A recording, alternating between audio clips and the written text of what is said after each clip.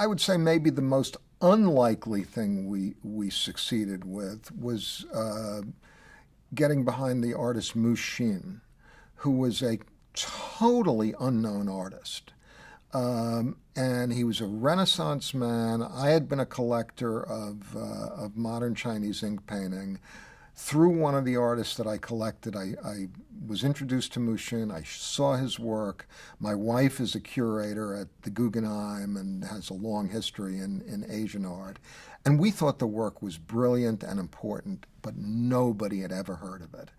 And to take an artist from utter obscurity with the goal of having a museum exhibition, a major scholarly catalog, that's crazy, but we did make it happen. The first thing I did was I bought basically all of the work that he was able to get out of China. This is an artist who was imprisoned during the Cultural Revolution.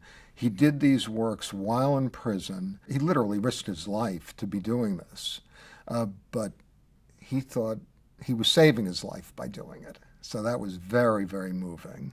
And he kept his sanity in imprisonment by writing prison notes, which were kind of imagined dialogues between leading historical intellectuals or figures that maybe had never met each other, but, you know, what would Goethe have to say to Clausewitz or whatever? I mean, it was just sort of amazing the kinds of mental constructs he would have in order to keep his mind alive and the power of this art.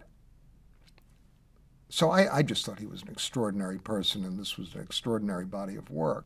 So I realized that if the benefit of success here was to enrich me as a collector or to enrich him as an artist, that would mitigate against getting the project done at all. So I bought all the works in the foundation so that there would be no personal upside if they became more valuable. We then approached a couple of leading scholars in the field, showed them the work. They shared our enthusiasm. They agreed to write.